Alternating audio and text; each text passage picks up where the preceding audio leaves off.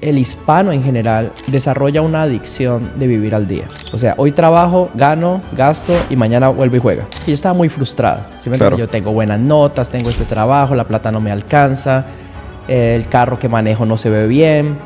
Yo ya tenía 2 niños. Yo quería que estuvieran en los mejores colegios, que estuvieran lo mejor. Pero como estaba, no iba a pasar.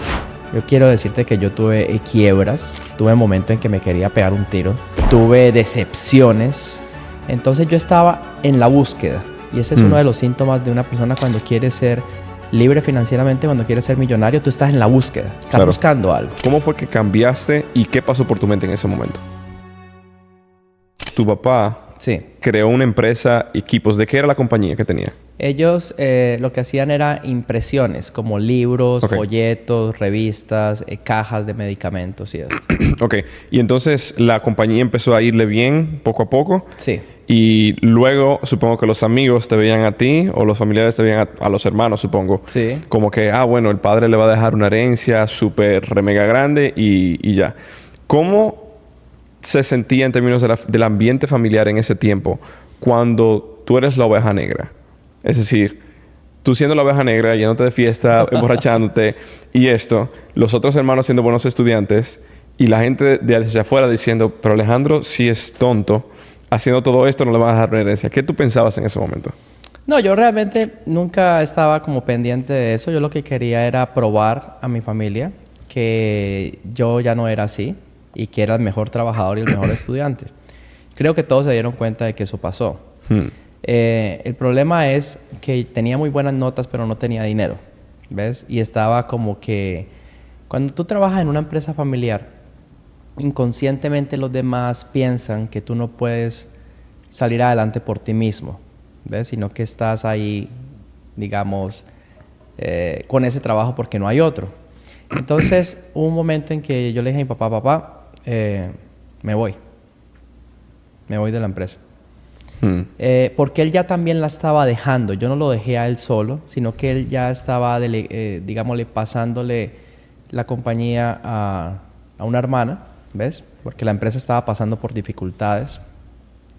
Entonces yo decidí irme a trabajar a un fondo de inversión, que fue como mi primer acercamiento real con esto de las inversiones, las tasas de interés, los bonos, las acciones, todas este tipo de mecanismos, ¿ves?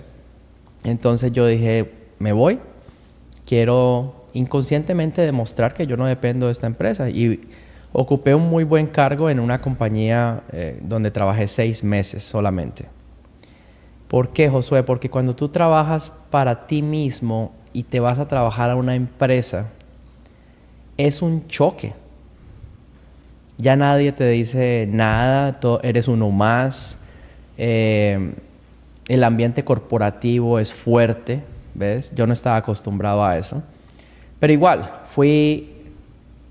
hice todo con excelencia, diseñé modelos que han pasado como 20 años y todavía lo siguen utilizando. Wow. ¿Ves? Manejaba un fondo de capital también. Entonces, en esto empecé a leer todo lo que es la parte de educación, porque yo estaba muy frustrado. ¿Sí? Yo tengo buenas notas, tengo este trabajo, la plata no me alcanza, el carro que manejo no se ve bien, mi familia, yo ya tenía 2 niños pequeños, ¿ves? Muy joven, a los 23 años, nació el primero cuando yo tenía 23, y luego el segundo a los 25. Y luego, yo quería que estuvieran en los mejores colegios, que estuvieran lo mejor, pero como estaba, no iba a pasar. ¿Ves? Iba a ser alguien muy en la mitad, algo más abajo, con todos esos estudios, imagínate. Entonces yo estaba en la búsqueda. Y ese es uno de los síntomas de una persona cuando quiere ser libre financieramente, cuando quiere ser millonario, tú estás en la búsqueda, estás buscando algo. Y de repente levanto mi mirada y en mi biblioteca vi el libro mágico, Padre Rico, Padre Pobre. ¿Ves? Y me lo voy a leer. Y como yo ya estaba en ese nivel académico tan alto, yo me leí el libro en unas horas. Ni siquiera fue un día, en unas horas me lo devoré. Yo dije, lo tengo. Ya tengo un plan, tengo el camino. Con razón, esto era lo que me faltaba. Y empecé ya después a leerme todos los libros. El libro Secreto de la mente millonaria, ¿ves? Piense y hágase rico, mi primer millón. Y yo andaba con esos libros para arriba y para abajo. Entonces, de hecho he hablado con mi tío, un tío que yo le decía, o le digo el tío rico, porque él tuvo una empresa. Esta empresa, también como la de mi papá, tuvo éxito. La diferencia es que mi papá nunca invirtió. Él todo lo metió en el mismo negocio y en su familia. Y esta empresa empezó a fallar. Y la empresa pasó por una crisis y tuvimos que reestructurarla y todo. Sigue vigente la empresa, pero no era la empresa bollante de antes, próspera. Mientras que mi tío ha tenido su empresa próspera. Pero yo le pregunté, tío, ¿y tú cómo te hiciste rico? ¿Ves?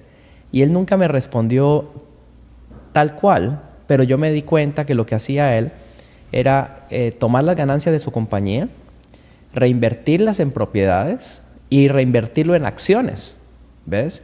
Entonces yo le pregunté una vez, tío, ¿y qué pasa si se acaba tu empresa? Y me dijo, nada. Y dije, ¿por qué? Bueno, porque yo sigo recibiendo rentas, ¿ves? Y si se te acaba lo de las rentas, ¿qué pasa? Y me dijo, nada. Y dije, ¿por qué? Pues porque tengo otros negocios y también recibo dividendos. Entonces yo dije, ok, lo tengo. Lo tengo. O sea, esto que he aprendido junto con esto. Entonces empecé ese camino de emprender. Pasé un proceso educándome, invirtiendo mucho en mí. Yo tengo un dicho, querido Josué, la mejor inversión es aprender a invertir. Todo el mundo te pregunta, todo el mundo me pregunta, de pronto a ti también, ¿en qué invierto? ¿Que si en criptomonedas? ¿Que si en opciones? ¿Que si en acciones? ¿Que si en propiedad raíz? ¿Que esto? Yo lo que digo es, en la primera etapa hay que invertir en uno, ¿ves? Porque yo tengo que tomar decisiones, sea propiedades, sea opciones, sea acciones, sea negocios. Yo tengo que tomar decisiones y ver si es un buen trato o un mal trato, como en el juego de Cash Flow. Claro. ¿Ves? Que Fernando ha estado acá. Yo fui con Fernando a Phoenix, Sí. Arizona y todo. Y el juego es ese. Hay tratos, un montón. Hay buenos y hay malos. Entonces, uno se puede ir a muchas cosas y volverlo muy cuántico, muy, ¿sí me entiendes? Muy complejo. Pero la vida es buenos tratos o malos tratos. Las personas que tenemos éxito, que al principio no fue así. Yo quiero decirte que yo tuve quiebras, tuve momentos en que me quería pegar un tiro, ¿ves? Tuve decepciones, tuve momentos muy difíciles en mi vida, ¿ves? Pero esas son pruebas que ocurren al principio y que tú tienes que pasar. Y al final, todo se resume es que las personas que tienen éxito escogen buenos tratos. De vez en cuando hay uno que no, pero Claro. la mayoría son buenos. Y la sumatoria de esos buenos tratos te ayuda a tener acumulación, que eso es algo que es importantísimo, querido Josué. El hispano en general desarrolla una adicción de vivir al día. O sea, hoy trabajo, gano, gasto y mañana vuelvo y juega, ¿ves? Pero no se queda un porcentaje de ese dinero contigo, ¿ves? Entonces yo he tenido como esa disciplina de que si me gano 1,000, guardo 300, un ejemplo. Si me gano 2,000, guardo, pero no en dólar. Porque si tú me preguntas a mí cuánto me costaría tener en activos lo que yo tengo ahora, hoy en día me costaría 4 veces más que lo que me costó en los últimos 10 años. O sea, necesitaría yo 4 veces más dinero para tener lo mismo que tengo ahora, porque yo lo he comprado muy bien, ¿sí Claro. ves? Y los precios siguen creciendo y todo. Entonces, ese conjunto de educación financiera es vital en todos los procesos. Entonces, una preguntita, y esto lo hago porque en mi caso, por lo menos, yo nunca fui un estudiante malo. Es decir, mi mamá me daba pela y me pegaba. Sí. Y le doy muchas gracias por eso, para forzarme a ser un estudiante bueno. Pero puede ser que haya una persona que diga, bueno, yo siempre he sido un estudiante D o C o F. Nunca he tenido un trabajo exitoso. Nunca he sido como el ejemplo familiar. Sí. ¿Cómo fue que tú cambiaste y hiciste el switch para convertirte en un estudiante sobresaliente, que yo creo que eso forjó el resto del camino en tu caso para el éxito que tú tuviste más adelante? ¿Cómo fue que tú hiciste ese switch de decir, no, ya hasta aquí llegué, yo no voy a seguir siendo un estudiante mediocre, no voy a seguir siendo una persona que que tiene malos hábitos. ¿Cómo fue que cambiaste y qué pasó por tu mente en ese momento? Muy buena pregunta, querido Josué. Gracias. Mira, yo pienso, hay diferentes autores que nos hablan, por ejemplo, de la visualización. Es importantísimo. Yo visualizo y todas las propiedades, todas las joyas, todo lo que yo tengo ha estado en mi mente primero. O sea, yo me empecé a ver como un estudiante diferente. Tuve esa imagen, ¿ves? Lo otro es, o sea, continúo hablando de esta parte que es tan importante, es que el componente disciplina, esa palabra, querido Josué, no nos hace populares. Tú dices disciplina y dices, todo el mundo, ¿ves? Pero es la verdad. Yo me he dado cuenta que el proceso de la riqueza, el proceso de estudio, el proceso de bajar de peso, todos los objetivos en diferentes áreas de nuestra vida requieren disciplina. No hay otra forma. Y yo, para convertirme en un muy buen estudiante, tuve que empezar a reemplazar el tiempo que usaba con amigos y en parrandas y esto, estudiando. ¿Ves? Y estudiando, tenías 19, 20 años, ¿verdad? Sí. ¿Y estudiando para la universidad o estudiando en tu propia educación financiera? No, en ese tiempo estudiando la parte de la universidad. Los modelos y esto me obligaba a leer. Yo dije, yo no me voy a parar de aquí hasta que termine esta lectura. También escribir. Hoy en día tengo 5 libros. Yo pienso que nunca hubiese terminado ninguno si no hubiese escrito una tesis antes. ¿Ves? Ahora todo es más fácil, ¿cierto? Pero la disciplina de escribir, la disciplina de leer, empezó a mover ciertas conexiones neuronales en mi mente, en mi cerebro, y creó una programación de terminar lo que comienzo. ¿Ves? Entonces, por ejemplo, en la pandemia todo el mundo estaba encerrado, viendo televisión, comiendo esto, lo otro, el estrés, el miedo. Yo dije, voy a crear un juego. Y creé el juego, ¿ves? Para nuestros estudiantes. Voy a escribir un libro. Voy a ocupar el tiempo porque estos espacios hacen la diferencia entre el éxito y el fracaso, ¿ves? Entonces, si tú me preguntas, bueno, primero, todos los logros grandes en mi vida, yo se los atribuyo a Dios. Te lo digo, sería yo un mentiroso donde te diga que todo ha sido fuerza de voluntad y donde diga que todo ha sido que por mi determinación y dureza y esto. No, yo he pedido ayuda. Dios mío, esto me queda grande.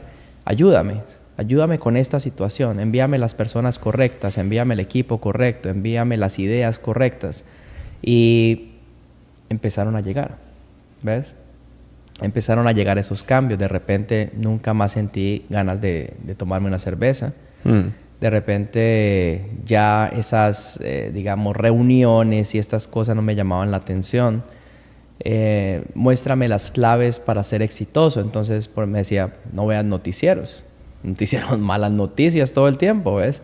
Busca cosas positivas, empieza a declarar con tu boca lo que tú quieres. Entonces yo desde niño le decía a mi hermana y a mis hermanos en general y a mi padre, yo voy a ser multimillonario. De hecho, un apodo, un sobrenombre que yo le digo a mi papá, yo le digo Onassis. Y Onassis fue uno de los hombres más ricos del mundo. Y él me dice a mí Onasitos, ¿ves? Imagínate yo diciéndole Onassis 30 veces diarias durante los últimos 25 años. Entonces, como que o nos decimos campeón, Onassis, Rockefeller. Hey, Rockefeller, ¿cómo vas? Entonces, claro. Es como que tu mente no distingue, que esa es una de las claves para tener la riqueza. Tu mente no sabe si tú estás molestando o es real. Entonces yo me repito a mí todos los días, yo soy multimillonario, próspero y rico, pero yo lo creo. Yo soy un imán para el dinero. Hay veces con amigos molesto digo, yo tengo más oro que el Fort Knox o más oro que la Reserva Federal. No sé qué hacer con tanto cash. O sea, cosas así que son frases que tal vez en ese momento no eran reales. El poder de tus palabras y tus emociones lo hace real. Claro. Sí. Claro. Entonces, pasas de tener 19, 20 años y tienes tu primer hijo a los 23. Sí. El segundo a los 25. Sí. ¿Cómo tú empezaste a invertir en la bolsa ¿Y cuándo fue la primera vez que quebraste? ¿Fue antes o después de tener tus hijos? Y eso ahí fue un clip del podcast actitudmillonaria.com. Si quieres ver el episodio completo donde te compartimos absolutamente todo que viste aquí y más, dale click aquí. Y si quieres aprender cómo convertirte en un vendedor digital que hace un mínimo de $100,000 en tan solo unos meses, sin empezar tu negocio, sin tener que tener seguidores y sin tener que crear tu propio producto o servicio, dale click aquí para un video de entrenamiento gratuito que te muestra paso por paso cómo hacerlo.